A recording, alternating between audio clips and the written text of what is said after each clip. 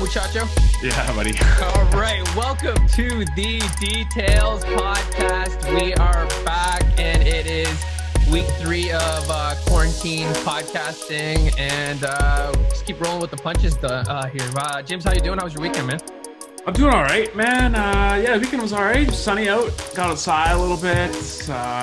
Did the social distancing still while being outside and so on and so forth. But yeah, going a bit crazy. How about yourself? Weather like yesterday makes it seem even like this is going to be harder, right? Like the first couple of days of quarantine, it's been cold, it's been windy. Like it hasn't been like, oh, I need to get outside or I want to get outside at any point. But yesterday was like the biggest tease. And I don't know if you saw some of the clips from Toronto and stuff, but those people are definitely struggling. Man, it's human nature, right? At some point we got to, kind of go back to the regular ways and start seeing people again. But got to do what you got to do and do it safely and listen to the experts, I guess, right? Yeah. I guess I just want to say that off the bat, James and I hope that everyone is healthy and happy during these times. I do want to apologize for last week's podcast. We just spent like a good 20 minutes trying to figure out this whole mic situation, but we feel like we are at par at this point. So hopefully there will be no problems. Of course, I'm sure the one that we're recording and keeping is going to be the one that screws us over. But hey, this is a part of the process. I also want to take this time because, we have people that are listening and we haven't really even addressed it, but I think we need to like shout out all the frontline workers and people that are working. I know you probably weren't expecting me to say that, but I saw my friend Dan yesterday, who is, works in a hospital and is in that field, and he dropped off some sanitizer. What was great, catch up with me and Tyler, who is a friend of the program as well. But I haven't really taken an opportunity to thank them, and I know that we're both appreciative of everything they've done. So, yeah, just incredibly brave and incredibly selfless. Just amazing stuff that's going on right now. Absolutely. So James, the last couple of days have been interesting, and not even just in the sports world, but in terms of, the world in general and things opening up and feeling optimistic. It's interesting because it seems like the more and more you read, people are getting more and more optimistic about returning to quote unquote normal life, whatever that looks like.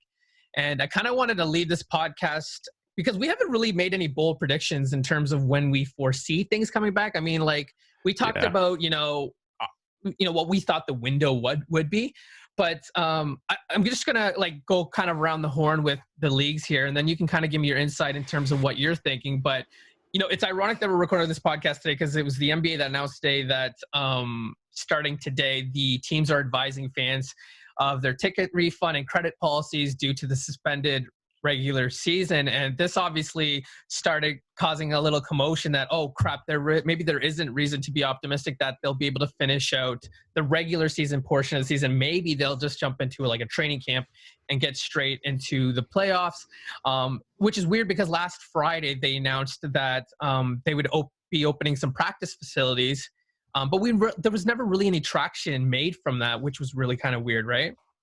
Yeah, because I think it's kind of tough, right? You have with these multiple cities in different cities, certain cities are opening up more than others. So how do you kind of like mitigate all these rules, make it like under this global umbrella for everybody, which is very difficult because you have overseas players too, probably that went back home or whatever the case is.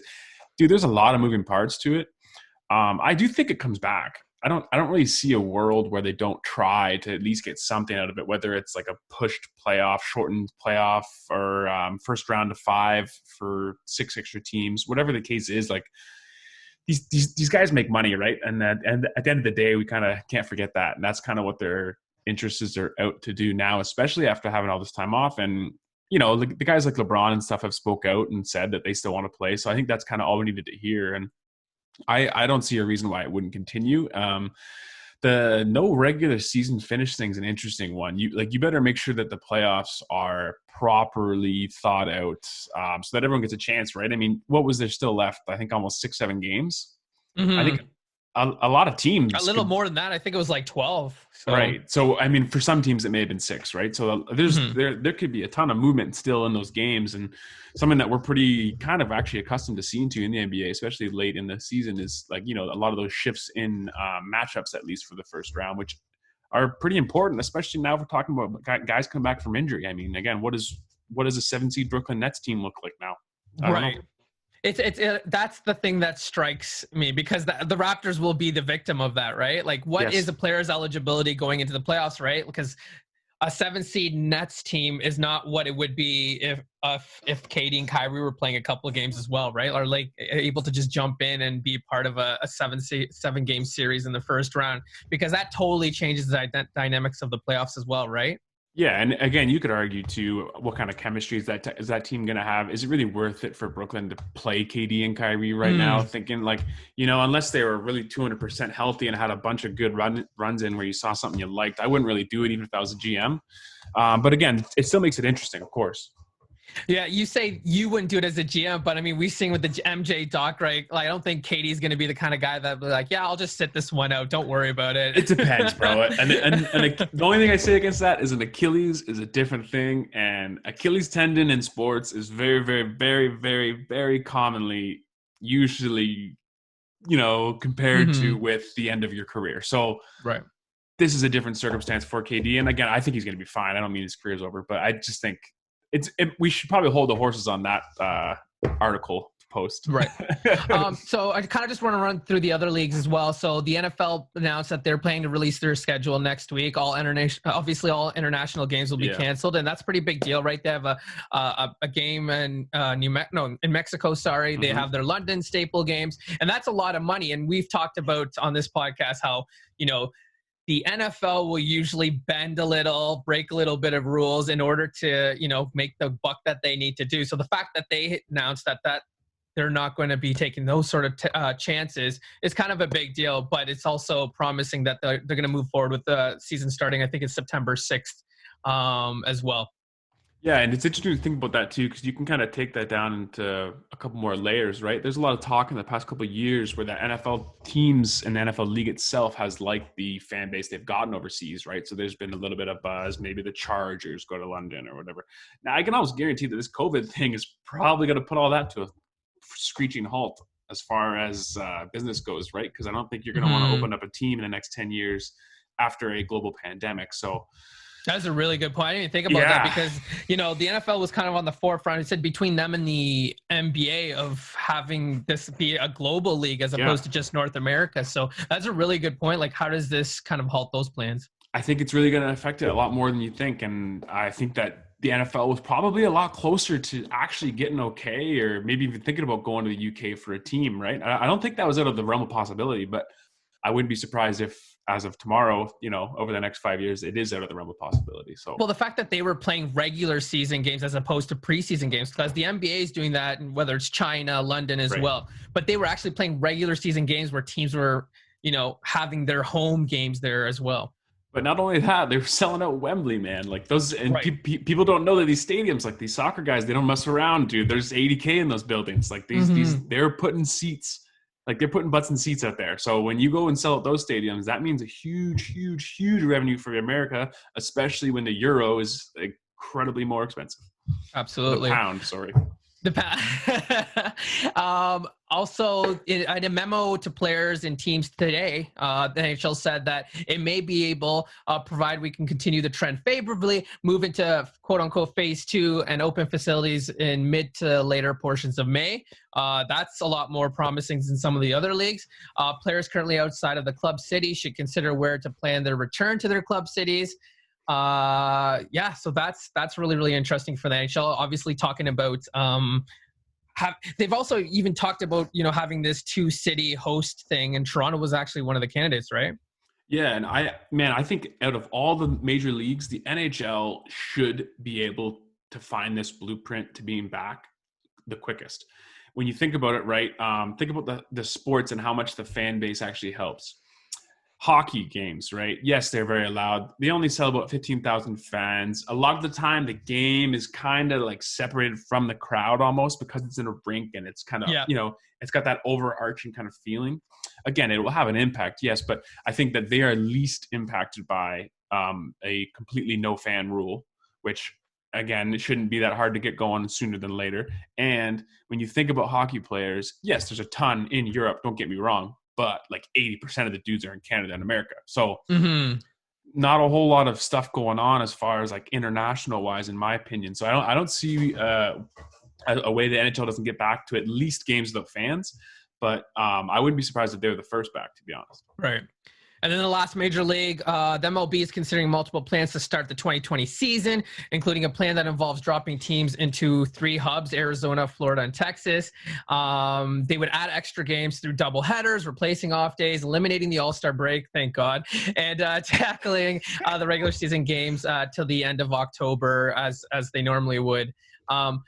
Yeah, well, I see you're smiling. So give your 2 cents on that. Well, like this is a blessing in disguise for baseball, and I think that we're going to find that out later. And I also just want to hear them say, "Listen, we're going to get back to playing when we can, and we're going to cut our losses." Because, man, if these guys roll up, sometime next August, and play 60 games and make a playoffs, like their ratings are going to just skyrocket. So even they're talking about it comes down, the season gets shortened to 80 to 100 games. Even I still found that to be too much, right? So any games less than the 100 and 60, 80 games that they have 162. Already? Yeah, 162 games. I mean, like you said, I think they're almost going to be doing themselves a service, and I think they're going to look back and be like, oh, maybe this is the way we need to go with it. Yeah, and that's, again, so this is the thing where I want to see leagues not get too scared, be a little creative. Clearly, right out of the gate, before we can even address what's back and what's not, the rest of this year is a complete shit show. Like, there's no real basis of foundation of proper anything from this point on. So I think this is the time where, again, the NBA should definitely try out this whole playoff format they want to think about in the future. Make it extravagant, make it crazy. Don't have any limits. No one expected us to be in a pandemic, so don't be worried about what they're going to think about how you bring the league back. It doesn't make sense, right? And I think these guys should take this with a grain of salt and try and use this opportunity as a time to see what less games looks like. Yeah. Go ahead. It's a perfect situation for the baseball league to go, okay, listen, guys, because of COVID, we're going to go 80 games, flat, playoffs. Everything else is the same. I'm sorry. It's not going to be a watered down sport because it's still a sport. We're just going to have to find our first seed a lot quicker than normal. Mm-hmm. And just see. Yeah. And people talk about how weird it is going to be to have a shortened season. It doesn't make sense, but we've had lockout seasons before, so this is not out of the norm for us, right? Dude, after 2 weeks of this basketball being back, you and I are going to forget that it was gone. It won't matter to us at that point. Right. All that's going to matter is the future. I always think about, the Heat winning against the Spurs for their first title, not their first title because they won the first one against OKC, but the second one, that was a short season too, and people don't necessarily go back and be like, "Oh my God, that was the short season." Did it really count, right? So unless you're a super diehard and you hated the Heatles, then you would use that for your case. I think this whole thing is interesting because I was reading about all this, and then I was looking into each league, and then I went to the MLB, and I thought to myself, how crazy is it that the Astros managed to dodge this this media, I still don't think it's over. That they're getting, right? I don't think it's over too, but we kind of quickly forgot about how they cheated. I'm sure once the season starts up, we'll start bringing it up again. But the fact that they, avoided that media circus and getting bullied in every city, and if there's no fans, then they'll really dodge it, right? Yeah, I mean, this is a complete blessing for them because, if they can make a whole season without fans, no heckling, only having to deal with the media side of it, that's nice. But they're still going to get hit in the head with baseballs all year long, no matter what. I'm kind of throwing you this question unprepared because I usually just like to give you heads up. But I was thinking about all these leagues, and I was thinking of some of the biggest losers and winners. And so the Astros inevitably became one of the winners so far, right? But I was also thinking about the NBA, and I was thinking about the Clippers and how they're kind of a loser in this situation because they didn't sign Kawhi and Paul long-term. People forget about that, right? It's only a 2-year tryout. So if they were to lose a year of Kawhi and Paul to prove that this is where, Kawhi should stay past the 2 years and stuff like that, that's an interesting narrative. They'll only have another year to chase a championship to figure it out.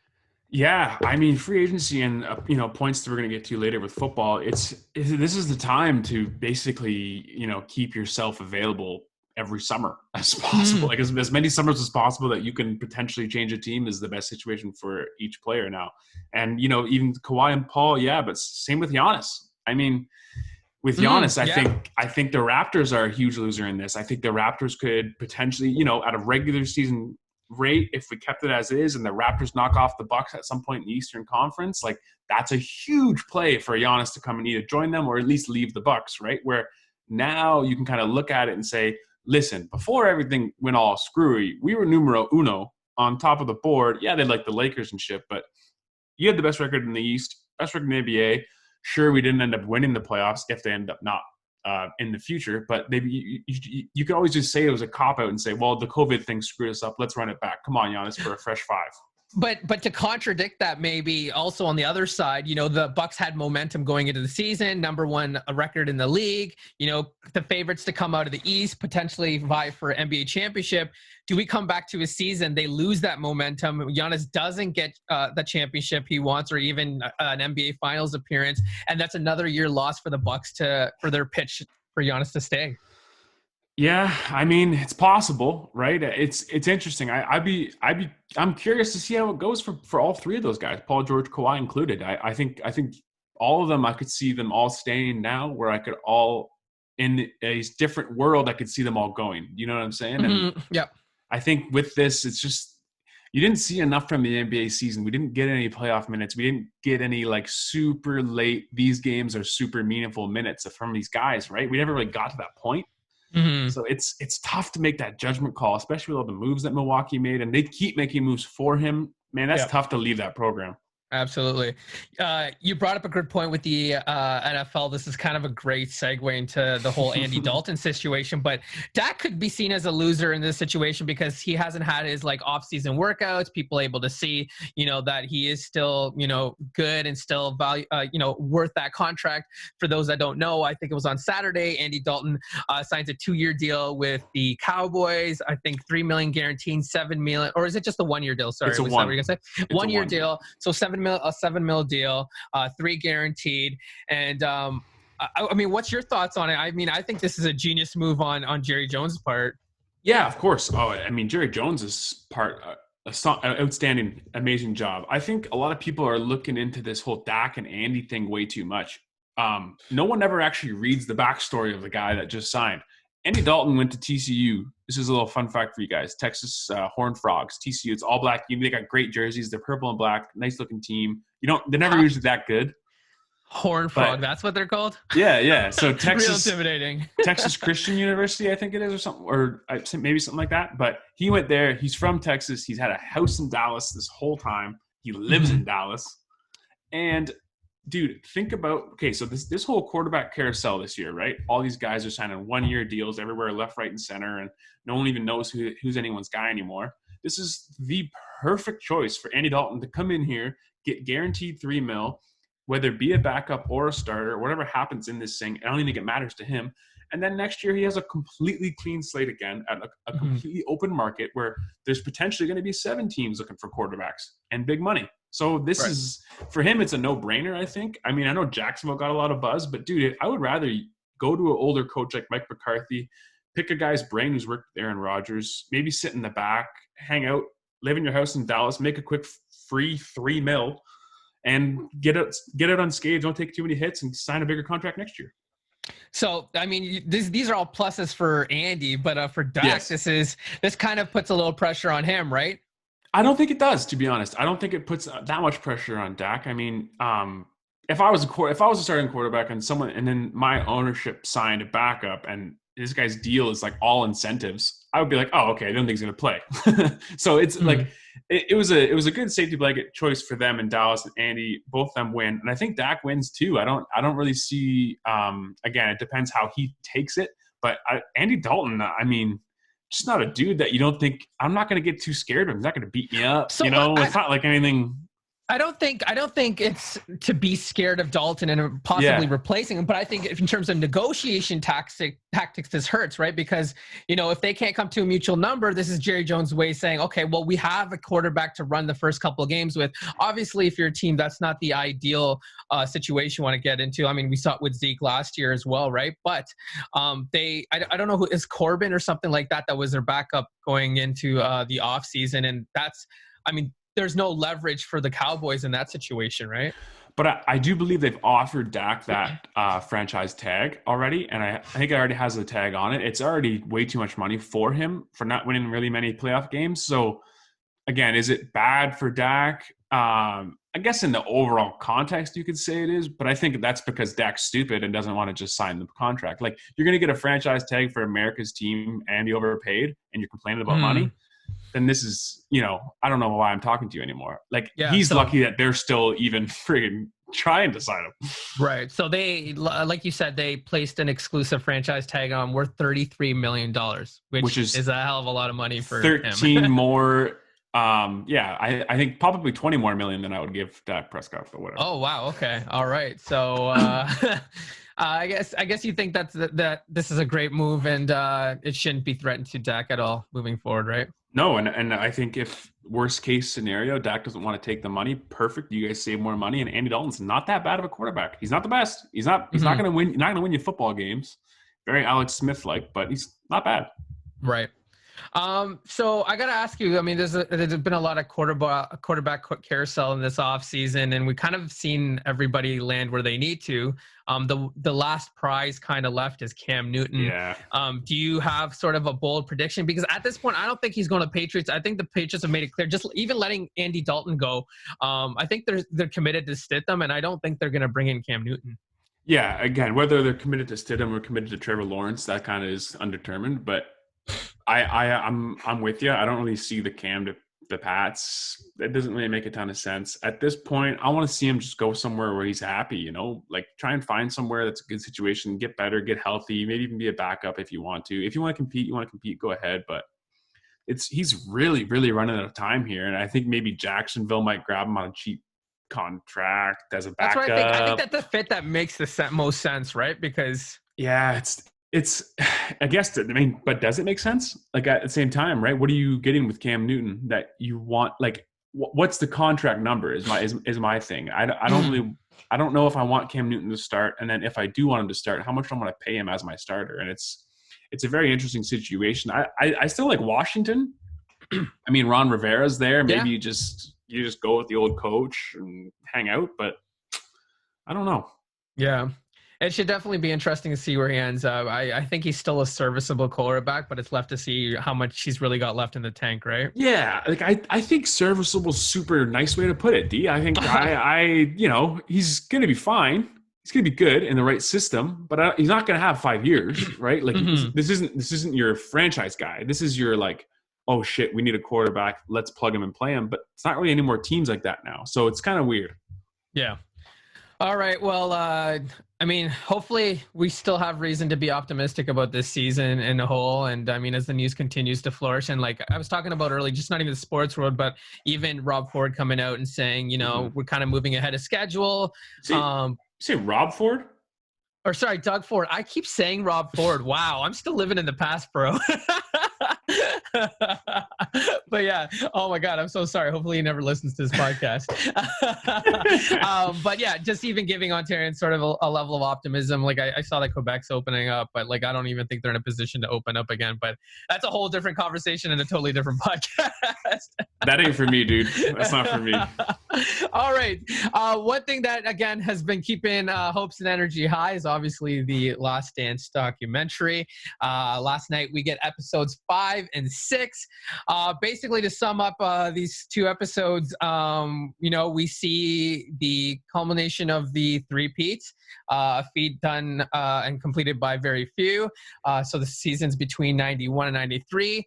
We see that the celebrity that comes with Jordan and the toll that it takes on him, what his brand did for the culture, and eventually some of the demons that were built up and the things that I was really looking forward to in this 10-part series. I mean, we were both really looking forward to. Eventually would lead him to considering early retirement, going into that 94 season, 93-94 season. And that's how it ends. So, James, what was your general takeaway from these 2 episodes? I mean, again, there's too many thoughts, man. There's lots too many. Process. Yeah, dude, we're really getting into the good stuff here. I think like the amount of behind the scenes footage, serious, real moments of Jordan in his own kind of persona is just like mesmerizing to me, at least. But the takeaway, you can't blame the guy, man. Like, Yeah. I don't think that we understand the level. So When you say we can't blame the guy for wanting to leave the game. yes, oh my God. Oh, I don't have any, dude. Like, when you gotta look into his life, right? That's the whole thing. Like, more money, more problems. You don't want to have fame. Don't meet your heroes. All this stuff, because that changes a dude. You know, that's tough to live with every day. Going to a hotel and then to the court and back. That's it. But man, well, just even that footage, like some of the most fascinating footage was, the documentary guy's knocking on his hotel door and he just kind of rolls his eyes back, and then it's just him lying there smoking a cigar. Like, he basically lived quarantine life like all the time. Dude, yeah. The one takeaway too is, how did he smoke this many cigars and have the lung capacity to play 40 minutes a night? I don't know what is. Does science need to go call him up? I don't understand that one. It's an interesting science project between him and Dennis Rodman, staying out till 4 or 5 a.m. smoking and having all those benders, and then him smoking as many cigars as he did. Yeah, what is going on here? At what age are you guys doing this? Like, this is crazy. No, he did live a quarantine lifestyle, man. And you talk about these things and some stuff like that you and me like to do. Maybe go get a coffee or go read a book in a public place. Like, this is not even fathomable to him. Like, he's like, no, right. I can't go anywhere. Like, unless I'm fully masked, I can't go anywhere publicly. And then not only that too, that the one part that I'm not sure people are actually grasping, this guy has to move places with people. Like, he can't leave places until he has certain individuals to secure, like security guards and other friends or people he has to go places with. Like, imagine literally bringing your freedom down to a single room. Yeah. Where this is the only place you're alone, because this is the only place you're safe to be alone. Right. Well, even back at the United Airlines Arena or whatever center, I can't remember what it's called back then, but him having to hang out with those security guards, right? And like, that was his form of entertainment. That was his form of sanity. Like, those are the only people that he could really talk to, right? Like, I don't know if I'm reading into this wrong, but it would have just appeared that he had his own meeting room, like his own space, even just aside from the team, to be able just to hang out like that. Because even guys are coming to him for tickets and stuff like that. Yeah. Like, I love that interaction, right? Like, hey, Jordan, like, it's awkward, right? Like, I need more tickets. And Jordan's just sitting there and like, it's ultimate flex. Just opens his drawer and he's just got tickets to hand out. Well, like, it's a flex, yes. And he has his own office and stuff, and we can make the memes and jokes about that. But he had to, because when you go to an NBA locker room, again, we haven't been in there, but as we know, you see like the reporters kind of get that free reign to roll around before the game and all that stuff. So Jordan literally is so incredibly famous that he needs his own room. And it's like, it's not even like, all right, man, chill out, you don't need your own room. It's like, no. Like, the organization is like probably making sure of these things everywhere they go because of how famous he is. And this is in a non-social media era. Sorry, that we're not understanding. I don't think we're not understanding this. Like, everyone's like, oh, LeBron's is famous too. Was he? Yeah, I think it was totally different back there because you have the emerging celebrity sort of news emerging, whether it was like ET and they had all these like really intense channels, and there was less rules back then because I think it's a lot stricter now because of what we saw and what it did to other people back then, right? So there was no lenience, like there was more leniency in terms of like what you were able to do and just being able to hop on the floor. Like I saw this footage of a cameraman jumping up and just getting straight into Jordan's face after the finals.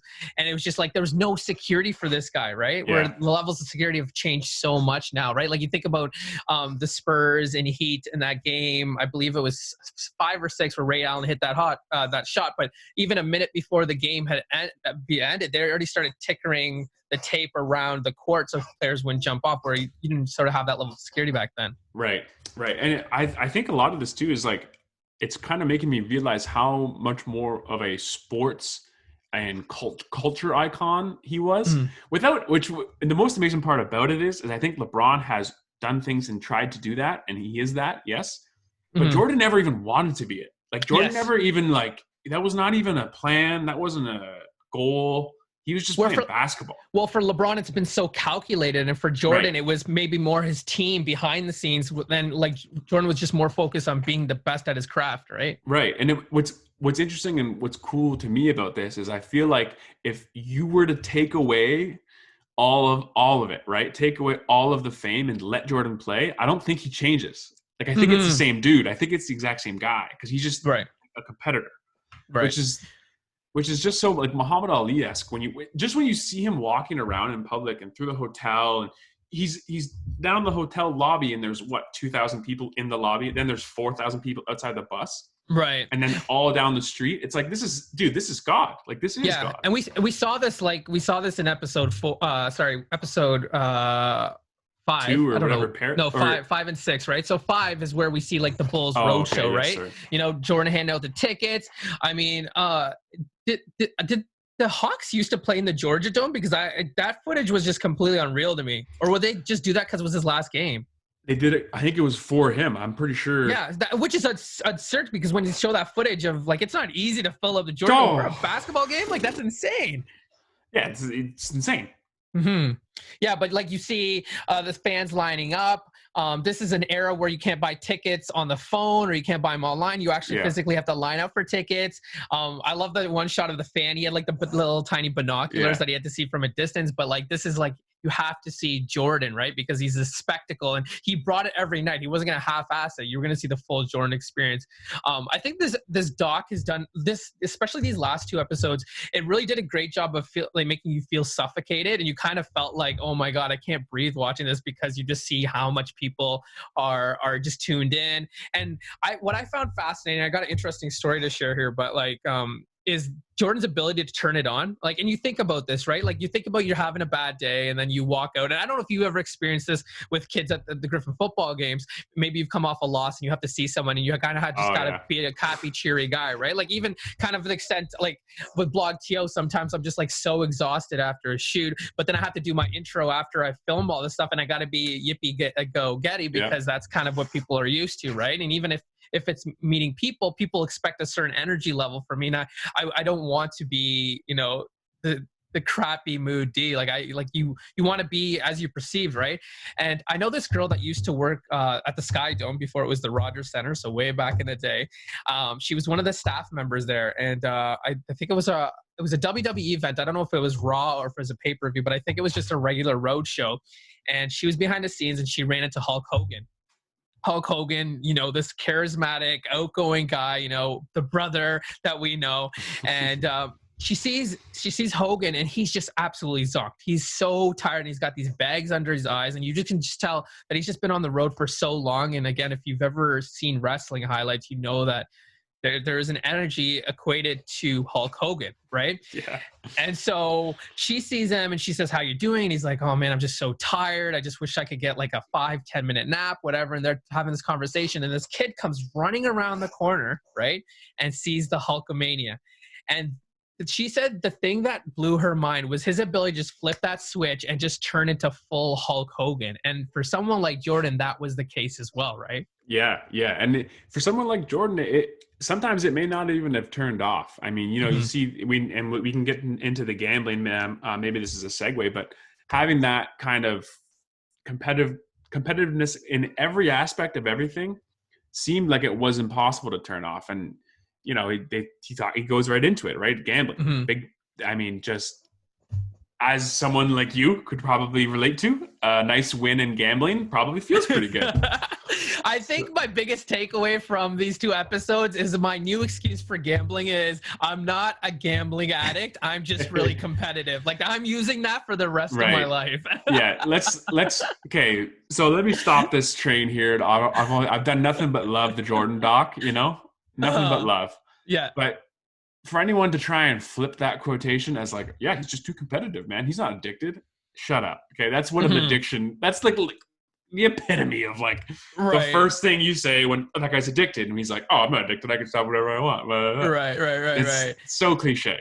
No, I think I think that he was addicted or maybe still is addicted to gambling, but I don't think it's a problem, right? Like, people have to put in mind, like, what he's spending on gambling is like what we'd spend like $10 or $20, right? I think they made a really great point of that. Like, his net worth and the amount he's gambling is just like pennies to him, so he can afford to do it. But again, I think because, you know, he doesn't want to be in the public eye so much. He wants to be behind the scenes, and he can't be on the court all the time. This is just a way to feed that fuel. 100%, man. And I never had a problem with the gambling before. I never really knew a ton about it. I never cared to read into it more. Everything they threw at me there, no, I'm good. Like, right. I doesn't matter. The guy's made $1 billion over his lifetime. He's like, right. His brand is over $1 billion. I mean, dude, but they showed a check for $57,000. Hey guys, relax. Right. That was that's a couple jumpers, That's toilet paper for that guy. Yeah, that's his first 6 points in the first quarter. Like, we're good. Don't worry. Okay. Like, well, let me put this in perspective for you, because Forbes magazine released their estimation on MJ, and they estimated that in between May 2018 and 2019, so in full year, he had 145 million in endorsement, 130 million of which came from the Air Jordan brand. Right. So that's 4 times next to the next closest shoe deal, and that's LeBron James at 32 million. Like, that's insane. And then you have KD at 26, Curry at 20 million. MJ's net worth grew from 1 billion in March 2015 to 2.1 billion it is today. Jordan made only 94 million during his playing career, which came in 2 years of 96 to 98. So biggest, I read all that, and the biggest what if for me is like Adidas must be kicking themselves. Dude, that's what I tweeted out. Did you see my tweet? Yeah, I did see that. I did see that. Absolute biggest loser of the doc, man. Mm. Like, Jordan wanted to make Adidas multiple billions of dollars. He wanted to. And then, dude, you know how much that would change everything as far as like our lives go with fashion and culture growing up? Like, totally. If Adidas and Nike change spots, like, that is just that's a weird alternate universe I don't want to think about. You want another mind fuck? So Jordan loved Adidas, right? And only took the meeting because of his parents, which is another mind-blowing thing to me today too. Because if I thought of today that I loved a brand and my parents are like, no, you have to take this, I'd be like, no way. Like, what do you guys know about fashion that I'm going to take your advice about who I'm going to potentially sign with? Like, I wouldn't even let them choose a pair of socks for me. But a fun fact was, so Nike came in with this number, right? And obviously the team really loved it. But there was a company called Spot Built, and now it's known as Saucony, which is Saucony, if you recognize that brand. So they actually came in and matched a deal with Nike, but they couldn't match the marketing needs. So Jordan did have these two to decide between. But one of the reasons why Spot Built went after Jordan was because they had an athlete by the name of O.J. Simpson, who obviously gained a great reputation over time. He's the one that endorsed Jordan, said this is going to be the next me in terms of, this entrepreneur and this like crossover athlete into culture and all that sort of stuff. He's the one that told him to go after it. So that's another interesting what if, right? Like, I was listening to, I think it was Jalen Jacoby, or it was Russillo, one of the two, but they were saying, imagine if we lived in a world where Jordan signed with Spot Built, who no one's ever even heard of now, and he played for the Houston Rockets. Like, that would just be a totally alternate universe. There are a lot of what ifs, right? Watching this documentary. Definitely. I mean, yeah, I think just to end the point of the gambling thing, man, yes, he's completely addicted to gambling. Don't do that. That's not a good thing. It's not a good trait to be. No one should be that. But when you have $2 billion, you can do it. So leave him alone. Like, that's kind of where I'm at with it. I don't even want to necessarily end it, because it was a big interest point for me. And again, there's a lot of people watching this talk for the first time, and probably their minds are being blown that he had this, this desire to gamble on the side, and and he got this problem, and he's doing with high stake players. He's doing with guys that he probably shouldn't be associated with, considering the clean brand he had, given that he was working with McDonald's, Gatorade, Nike, obviously. What I found interesting was how shitty the media can be, right? And how badly they want to tear you down when you're at the pinnacle, right? They have to look for something to tear down your empire and give some sort of bad image. It kind of, we saw with Tiger Woods, right? When he cheated on his wife, I mean, everyone was quick to bring him down and take down his sort of GOAT status. Well, yeah, and I think that's kind of like, that may be speaking to a larger point and more of the reason why Jordan never actually went out for that North Carolina Senate. And actually, like, so I forget the name of the gentleman running, but they were looking for Jordan to, be his, like, whatever you want to call it. In 1990, Harvey Gantt was running for the Democrats, and Yes.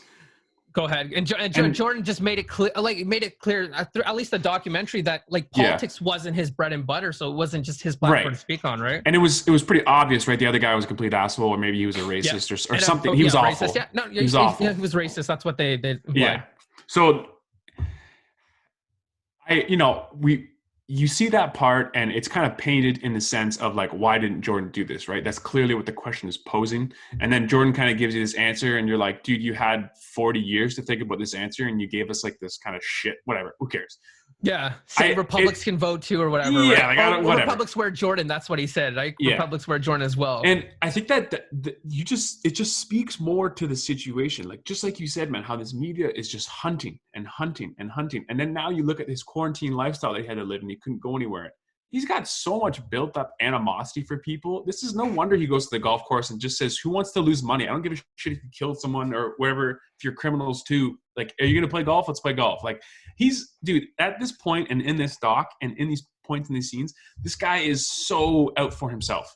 And I respect it. Like, he's like, I'm here to compete. I'm here to be the best at what I do. And that's it. Like, I'm not a politician. Right. I'm not going to go to my, and I think he got a lot of slack for that. And he's going to have a lot of slack for that for the rest of the time. I think, I mean, like, the reputation did get hurt by a bit of that, but man, for me, I don't blame him one bit. And I think the media kind of forced that upon him in its own little weird strategic way.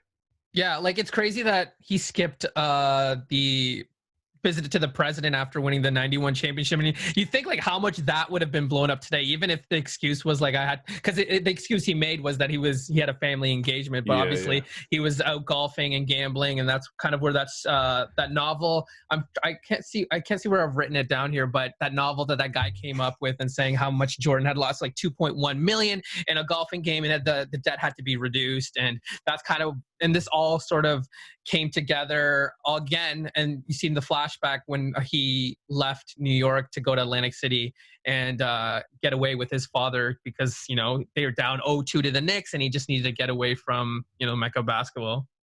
Yeah. And it's just crazy because it's funny how his getting away is just competing in other things, Mm-hmm. Like, he never stopped competing in the whole document. Like, only time he's not is when he's watching TV. He's either watching TV or he's competing, and it's a very interesting lifestyle to see. You've made a great segue because we're talking about his competitiveness and his ability to hold grudges. We got a peek at that 92 Dream Team, and I got really fired up because I'm like, oh, we're gonna address this Isaiah thing, right? Because we got it last episode, and I thought it kind of would be an end. But we kind of, he says that he wasn't necessarily the catalyst behind it. And it kind of gets clearer that, some of the other guys resented Isaiah Thomas as well, whether it's Karl Malone, Magic Johnson, Larry Bird, all these guys.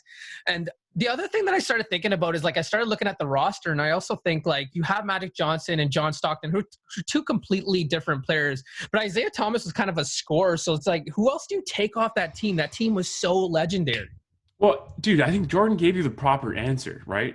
Yes, it's very, very clear Jordan hates him. And he's not the only guy on the team that hates Isaiah Thomas. But when he said he also – sorry, go ahead. I think you were going to say what I was going to say. Yeah, but I know what you're going to say, how he gave him the praise for being the second best point guard of all time. And I think that's super, super, like, manly of Jordan to say that. And then I love at the end he goes, I still fucking hate him, whatever.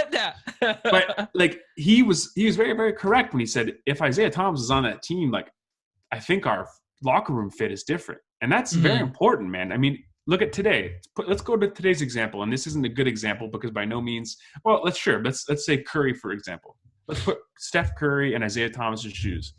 If Curry was an asshole and everyone hated him, right, and don't want to play with him, or even Harden, because no one's going to want to play with a guy that just shoots the whole time in a team, then he wouldn't go on because of his fit for chemistry. So once you look at it that way, like, yeah, man, everyone in the NBA hated Isaiah Thomas. So, like, we can just forget about that. That part doesn't matter. That's irrelevant to us at this point. What's the best fit? Because, again, it's not like we're going to be missing scoring. Like, should have got Isaiah Thomas for that extra 20 point. Like, you have Magic Johnson, you have Larry Bird, you have Clyde Drexler, you have Ewing, you have, like, it's endless, you know? You're already not going to play enough guys that deserve to be played at all. Right. So there's no point in worrying or creating havoc in a locker room for an Olympic team that is short term, right? You only have a couple practices or whatever it may be. You need best chemistry as quick as possible. And the hate, sorry, is even hotter when Chuck Daly's the guy that coached his team, right? This is the guy that coached Isaiah to 2 championships, and he wasn't even able to bring his best player along with the team. So I also want to give Isaiah Thomas a lot of credit because I'd hate for this to be what people remember him for, because he was obviously incredible and electric. But like, kudos to him for participating in this documentary as well, because like the thing I was thinking about is like, he's participating in this documentary, he's getting his voice heard. The fact that Jordan would allow him to even be in the documentary is kind of mind-blowing if you think about it in hindsight as well.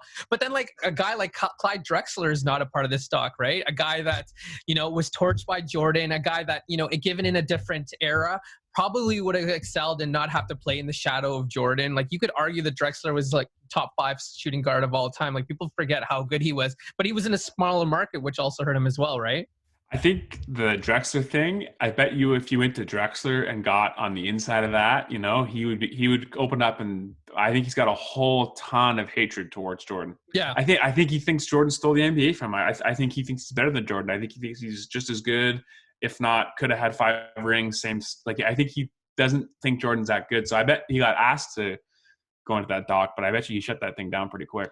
Yeah, I've come across a lot of like random Drexler articles, through watching the NBA and stuff like that, and just even hearing podcasts and people who've come across Drexler. He still is adamant about being on the notes and the page that he was as good Jordan. And if you think about it, a lot of people think that like Jordan killed his career, but in that series, Jordan only averaged, I say only, but he averaged 10 more points than Drexler did. But like it was like 28 a game for Drexler, and he was still getting 8 rebounds and 7 assists, which was on par with Jordan as well. The thing that killed Drexler ultimately, and I mean they went to 6 games, but it hurt him the next season. Like, I don't think he was on the All NBA team the following season, so psychologically I think it affected him as well. Well, not only that too, but let's be honest. We've seen Jordan sound bites. Whatever he was saying to Clyde Drexler at practice when they weren't on the same team probably wasn't the most nice thing. Right. After like literally lacing up your sneakers for 4 games and lighting the dude on fire. Right. Like making that your goal too. Of course it was mentally like just destroying. I mean, It must have been. You think in your own mind going into this finals, you're like, it is Jordan. This is my stage to prove I'm just as good. I'm already just as good. We're having, similar years. Everyone's comparing us. Everyone loves this matchup. And then he just goes and gets wiped. And again, statistically not wiped, but we all know he got wiped. Right. And then he goes in the Olympics and he probably gets half the minutes he was expecting, and seeing Jordan light this thing up, he's probably that must be tough. Yeah. Speaking of another guy that Jordan took out during his tyranny is Tony Kukoc, or what people like to say Tony Kokoc back then, I guess. They butchered European's name back then. That's one thing that I realized quickly throughout this documentary. That's totally an interesting story because, Tony Kukoc gets drafted. I think it was 92. Could be a little bit earlier than that. But he's in the midst of a civil war, so he can't come, and he doesn't want to come any sooner than he has to. He's making a significantly more amount of money down in Europe, so he even sacrificed to come. But it was Cross's infatuation with Tony Kukoc that really grinded Pippen and Jordan's gears about Tony Kukoc. And I guess Pippen was also in the midst of his contract negotiation. So the fact that they would bring in this younger guy who, they're touting as the European Magic Bird, or not Magic Bird, well, Magic Johnson, also didn't roll over well with Pippen and Jordan. Yeah, it's kind of interesting too. This kind of has put me into a different stance on, we commonly go back, the old school time, the tougher times where you just shut up and you worked and stuff. But hey, are we all not like understanding that all of these guys are complaining about not getting enough love, just like everyone does today? Because I myself have done an awful job of blaming these guys, saying that they're softer now and they're complaining and they hate competition and all these things. But dude, look at this. Pippen got told that Kukoc was better than him, and he went out and was like, "Listen, dude, you're not scoring tonight. Like, I fucking hate you. I don't even know your name, and I hate you, and I want to destroy you today." Yeah. Like Jordan said, he waved off the entire team saying, "This is mine and Pippen's thing. You guys get out." Yeah. Like, we're such babies about it still. The notion that you are about to play with this person in the future, and this guy's gonna come and contribute to your dynasty team, whatever, at some point, but your mindset is like, I want to kill this guy and completely take the mental psyche, is just like crazy. I don't think that happens today if you know someone's gonna play with you eventually. No, exactly. And I loved Tony Kukoc. Yeah. I almost pulled the Charles Barkley. He has So is there a name that Charles Barkley hasn't screwed up? I'm just wondering that, but whatever. No. That's for later. But I love Kukoc's like interviews where he was like, "Man, I didn't fucking know these guys. Like, I was like, I don't like." They all hated me. He was like getting trash talk. He's like, I didn't think they were going to do this. Yeah, because he didn't have the benefit of social media to be able to read that beforehand, right? And so he kind of go ahead. Yeah, he's like 19. He scores a bit for his team. He's probably just looking forward to getting into a competition with some NBA guys. And these guys go out here like, dude, this is you versus me. Like, oh, geez, where did this come from? Well, shout out to Kukoc because he was held to 4 points in that first meeting with Croatia. They ended up losing by 30. The crazy thing is, like, this U.S. team won on an average like 30, 35 points in their route to win the gold medal. But then he came back and he scored 16 odd points in the gold medal game. So just a testament to his mental toughness and being able to come back and win as well.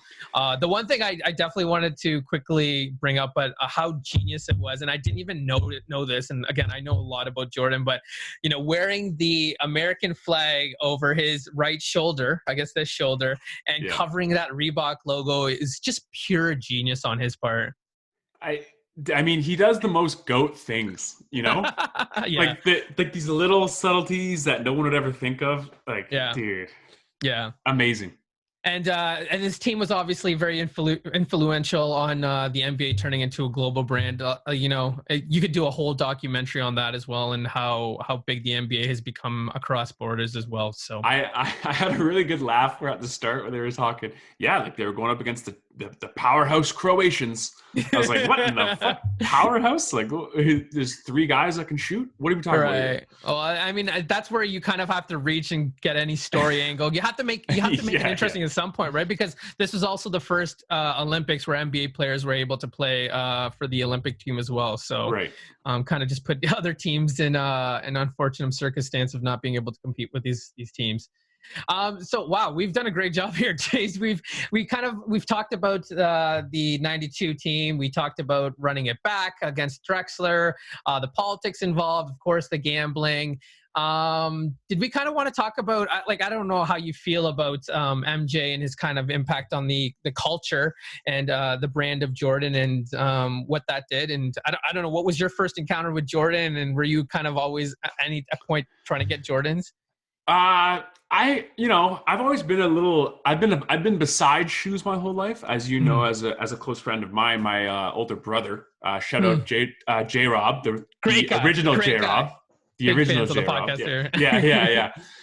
He's absolute sneakerhead, has hundreds of shoes, collects them, works for the Jordan shoe store itself. I think we're trying to still get really plugging your brother here, eh? Yeah, I'm going to get you hooked up one day, D, with a pair, but we'll figure it out. But no, I mean, growing up, it was all kind of through him, and he always had a bunch of Jordans, and I did have a couple pairs, kind of out and amongst my childhood, but I was never a huge shoe guy as far as like collecting or getting into it. I was just more of a kind of a secondhand knowledge from my brother. But he was head over heels for Jordan, right? So I learned a ton from him from that. Yeah, but I think the one part of the brand is almost mystic, right? It doesn't really have, like, yes, there's a person to it, but at the same time, Jordan seems to stand for more than Jordan, right? It seems to stand for basketball. It stands for like the culture, and it's kind of like that flashy feel, right? So maybe his persona being so quiet and not necessarily having as much of a voice made the fashion statement that much more loud. Especially in a time without that social media. I don't know. It's something to look back and think about on. Yeah, no, because it was like really the first time that like artists, musicians, celebrities Mm-hmm. really started to give into sportswear, whatever you want to call it, right? Even Spike Lee, including it in his movie, and also directing one of the commercials as well, right? And then you see Nas, you see JT, and you see all them start to chime in. I know for me, I didn't grow up being a huge shoe guy, right? Also because my dad would never buy them for me, and I can't blame him. East Indian kid, so you're just gonna get what you can get, right? But I've really over the course of the last couple of years become quote unquote a sneakerhead, and I think it's for me, besides colorways, like that's obviously one thing I'm always looking at, but it's the stories behind all these Jordan shoes that just make it all that more fascinating, right? So I always just like I'm always a keenful eye of shoes when I know what era, what time, when he's wearing them, and just even looking back on the footage and seeing that these are actually shoes that he wore during games, just mind blowing. I mean, even when you see that game against the Knicks in his final season, he goes back to the original AJ ones. The shoes are too small for him, but he plays the whole game with them because he's just rolling, and his socks are soaked in blood by the end of it. And it's just like, again, that's just a credit to his madness as well, right? But also representing the culture. He's just different, man. It's he's in a different category more now than ever, in my opinion, and his competitiveness is nothing like anything we've seen. I think Tom Brady might be a close one. Mm-hmm. If you want to talk about kind of like mysterious, never really out in the public, only cares about winning kind of style. But dude, it's just I'm loving it, man. I'm loving it, and he's definitely winning this GOAT argument that I previously had as LeBron as the favorite. I am running away from that statement. Yeah, well, I don't think you're the only person, man. I think a lot of people are being exposed to this first time, and I'm sure a lot of people are thinking, like, how can this even be an argument at this point, right? Like, I mean, I think there's still an argument to be made, but you're definitely right that Jordan is slowly gaining the momentum and attention of people that didn't grow up watching Jordan, right? Yeah, and I love a little tidbit there in that USA scrimmage. I don't know if you remember when they're kind of beaking back and forth on a free throw, and Magic goes, "Man, they brought the whole damn Bull Stadium here. You're getting all the calls now." And then Jordan says, "This is the '90s," and I don't know exactly what he meant, and I don't know if anyone know what he meant, but what it seemed like was, "Hey, you had your time, old ass. Like, this is my shit now. This is the '90s. Like, I own the '90s. I'm the best player here." Like, and then the story gets told by Magic. Obviously, I'm a huge Magic fan now after all of this. To be honest, I've grown massive stock for him. Yeah, I mean, so Magic's my favorite player of all time. I've said this on this podcast before, but what I love about Magic is he's just such a good storyteller too, right? Like that's just what makes him so fascinating. Like if you sometimes you'll get asked that question, who do you want to go on dinner with and just spend like an entire night with and talk, and like Magic would definitely be on top of my list because his ability to storytell and make even just the simplest stories just seem so grand and extravagant, and like you read all the time that Magic's exactly who you see him as TV. It's just he's definitely a winner from this documentary as well, I'd say. For sure. And it seems like he has the perfect timing for things in this documentary too. It seems every moment I have like a smile at, or I'm like, wow, that was cool. I feel like he's always in it. It's something very contagious about him. But the one I love there, man, was Jordan, Bird, and Magic just joking around in like a hallway. It's like, come on, dude. Like, how much greatness is in 1 foot? You know what I mean? I love that line that he says, better not touch Jordan or they might call a foul. Or this is the only time you can touch Jordan without getting called a foul. And then he harps back and Jordan's like, what does he say? He says, when's the last time that you got a foul? Just implying that he doesn't play physical or he's getting to the tail end of his years. So, no, you definitely, that camaraderie is really, really cool because, that's a passing of the torch. And like, that was a Larry Bird that was really bad, beat up. His back was like it just wasn't even functional at that point, and even obviously Magic coming off his whole HIV thing too. Just really, really cool to see that. No, I mean, we could praise about this doc, and we haven't even scratched the surface about that Knicks team and that Suns team. I think one of the winners from this doc too is like Charles Barkley. For a lot of these fans that are growing up with Charles Barkley, the TNT analyst, you look back at that, and that was the year that he won MVP, and also another thing that fueled Jordan's fire, right? Because Jordan thought he deserved it that year, but man, Barkley was a force to be reckoned with back then. And I think I've always known Barkley was legit. I've never been on this. I mean, you know what's lately? Draymond saying he's better than him and shit. Like, no. Let's get real. I've always known Barkley was legit, but he does get super underrated. And, you know, like this is very, very massive for him for people to see. One, he won MVP over Michael Jordan when Michael Jordan admitted he was trying to win it. That's big. Yeah. And two, he beat Jordan in triple overtime in a playoff in an NBA final game. And not like he did. Like he said, I'm not losing this basketball game, and he won it. Like that's crazy. Between that, like these are again what ifs. Like if the ball rolls a different way, but you look at that Knicks team, they were up 2-0 on this Bulls team, right? And that was a very, very good. That was a team that matched up really well with them. Maybe not talent level wise, but a team that wouldn't be pushed around, right? You're talking about Oakley, Ewing, Starks was so good, super underrated, just really, really inconsistent. But like you think of like Steve Francis, Baron Davis, these athletic guards. Like Stark was kind of the original of those kind of that built and that type of player. And then like that Suns team, man, like you had Dan Marley, you had Kevin Johnson, and like Kevin Johnson, if you don't know, like a great point guard, right? I'm missing guys here. Danny Ainge, you know, veteran Danny Ainge, who's come on off a bunch of championships with the Celtics. The one thing that I didn't know and I read later was they were missing Cedric Ceballos and Fullerton State, who were key contributors to that team as well. So, I mean, that wasn't an easy team for this Bulls team to overcome. But again, Jordan being Jordan just took over. Guy says, I'm packing one suit. We're going for one game. Damn, one of the most badass lines on Richard Champion. And my favorite thing, and this is a great ending to recap, but did you notice what the license plate said on the back of Jordan's car driving to the United Center? Like two tray. Like how legendary is that? That's just the ultimate flex. Just swing your balls. He's the best, man. It's the best. Is the most legendary. Yeah. So lots to look forward to the next couple episodes. I was listening to Jason Ayer, the director, and he said that this is where the episodes really start to take off, and it's personally his two favorite episodes. Nice. Really get behind what motivated Michael Jordan and how he motivated others, and obviously we're gonna get that Steve Kerr incident where he punched him in his eye during. We're all waiting for that right hook to land.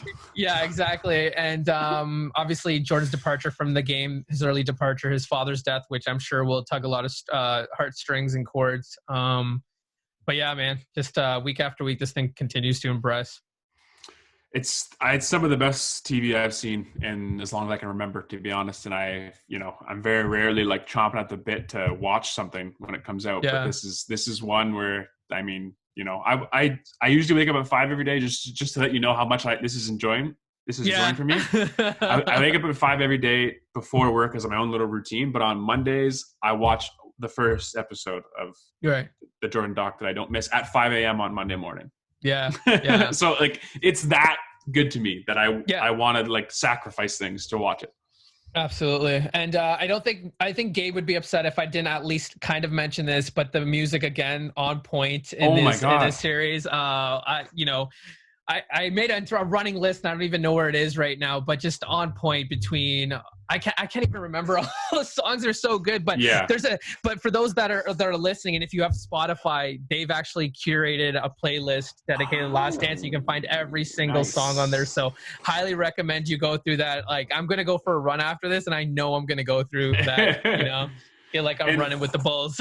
It's actually a good point too. Maybe that's another little, in the back scene winner of this documentary is everyone working for this documentary is this. This is outstanding. Yeah, like, okay, so I've got some of them. We got like Nas Rule the World, Black Sheep, The Choice Is Yours. Man, yeah, there's just so many good songs, and like the montages are just perfectly cut as well. Like that's the thing with me is the cuts. Everything is perfectly to the second cut. There's a part, and I think, and maybe it's 8 where.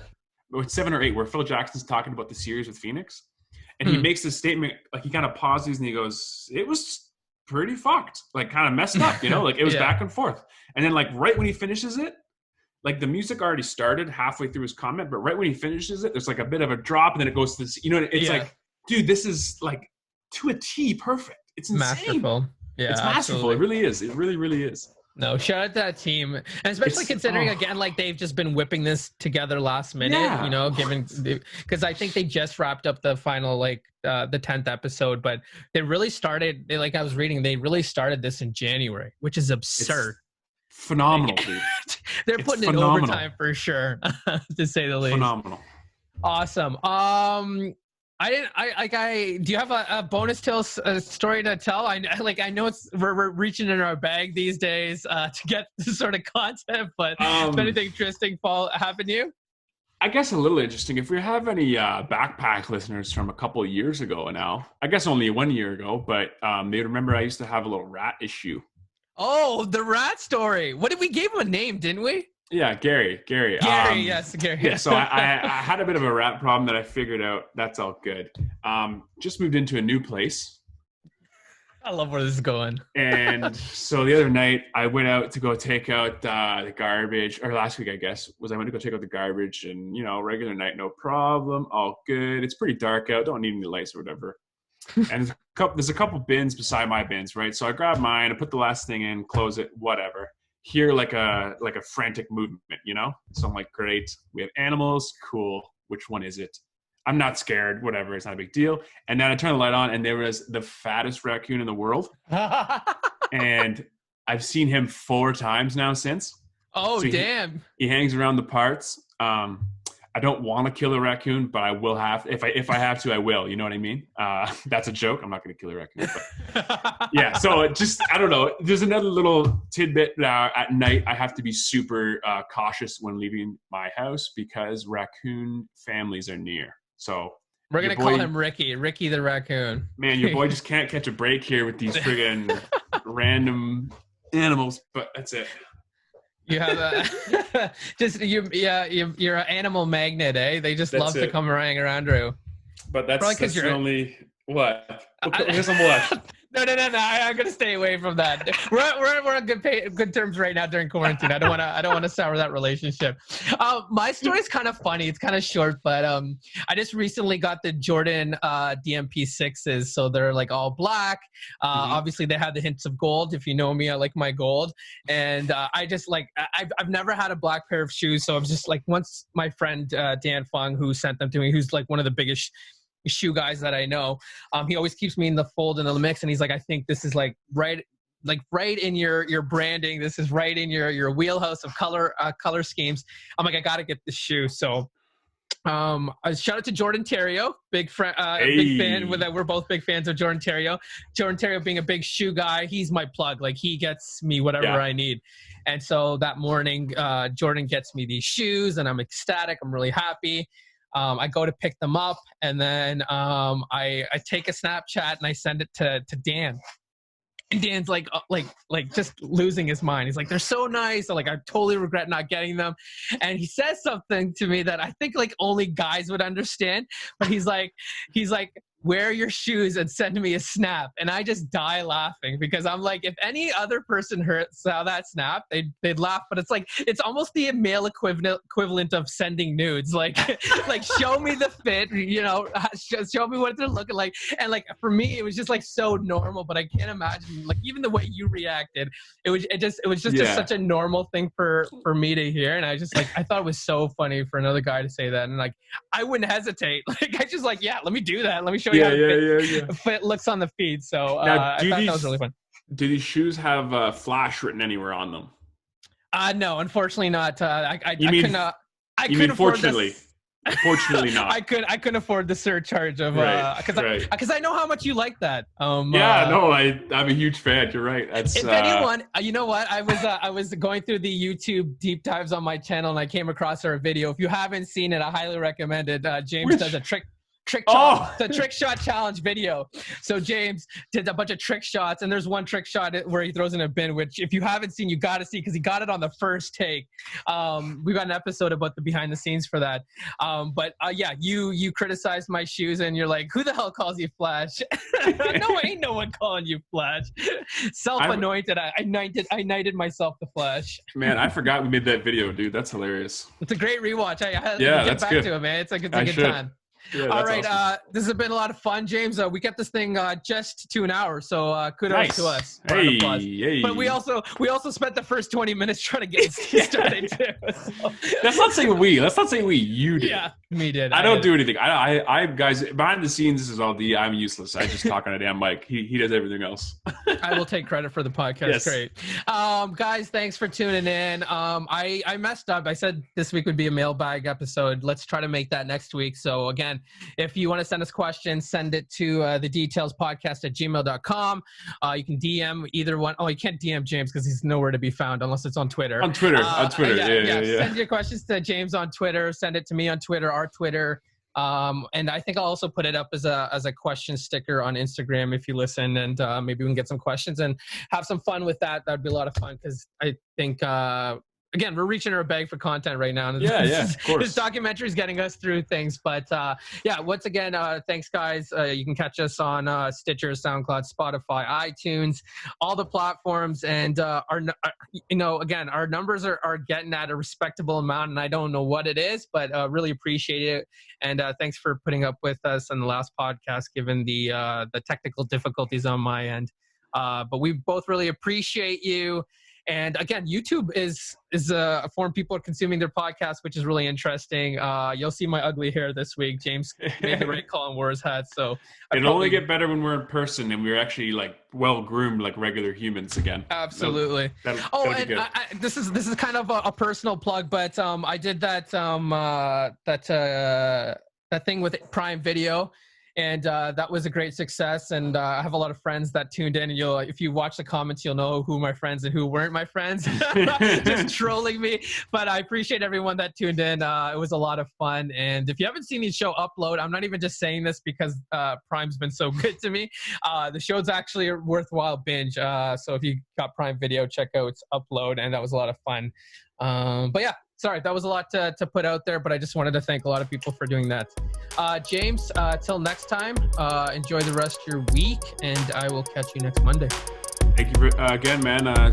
Be safe out there. Don't do anything I wouldn't do, and I'll see you in a bit. What is that, gambling? Who knows? This is another episode of the Details Podcast, folks. Thanks for tuning in, and we'll see you next week.